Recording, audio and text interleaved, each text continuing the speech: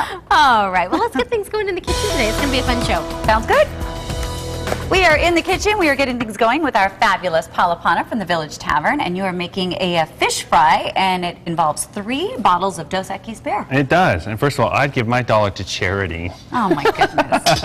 I would too, just so you know. Okay, I just want to make sure we know where we're standing that. Yeah, I would put it in a slot machine to try and triple that dollar for charity. How about that? Wow. Well, you always have to one-up me. Yep, or 3-up me on this one. You. Yep. So you're right. We're doing fish and chips from the Village Tavern, and there are a few things we're going to do. We're going to do the batter, which does include beer, which seems to be very popular in the studio this morning. I had no idea.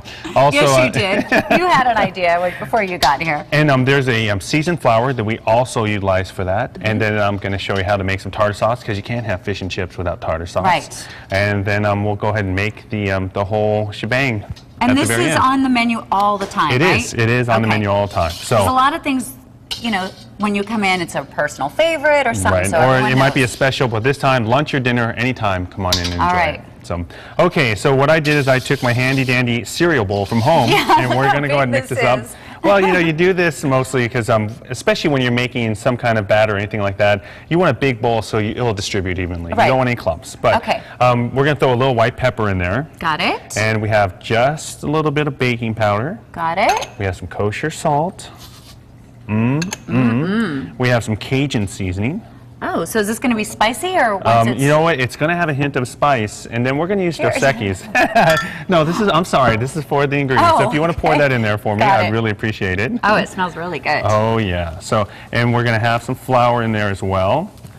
Now, this is obviously a beer battered ale, and you'll be able to taste.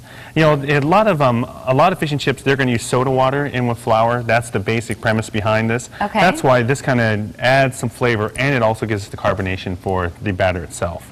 So once we have that in there, which tastes better, do you think?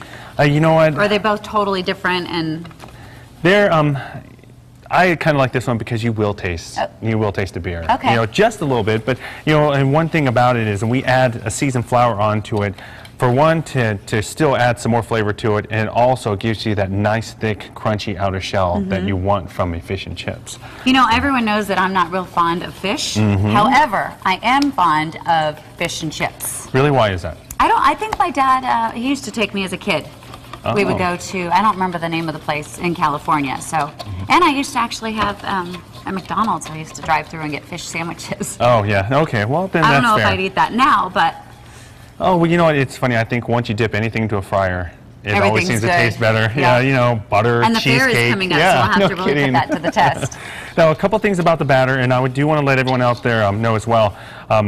Cross-contamination, if everyone's familiar with that. One thing about that is if you put fish in this batter, after you're done with it, you can't use it again.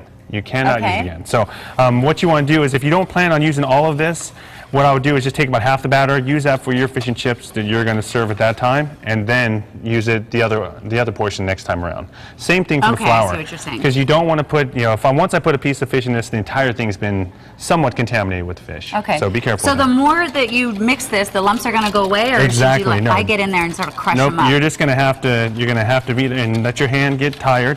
But if it gets a little too thick, then what you can do is add a little more beer or some water. If it gets too wet? Too thick. Okay. Okay, you want a consistency just like this.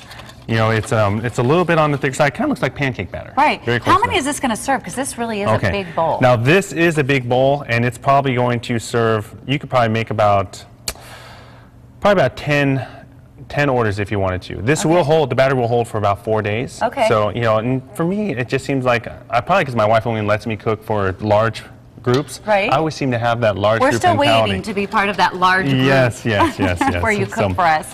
But you know, when we're done with this, what we're going to do is we're going to make flour and tartar sauce. We're going to show you how to batter the fish up. Okay. And it's going to be quite delicious. Yeah, because I saw the tartar sauce. It has some really big chunks of pickles in it. And yeah, it has pickles and onions. But you know, again, it's very important with the batter. Once you're done with it, put it in the refrigerator and keep it cool. You don't want it to cool down. We can do that. Or warm up. So. Well, you keep mixing. I'm going to. Looks like you've got some more time in there. And again, we will be back in about 20 minutes. Yep.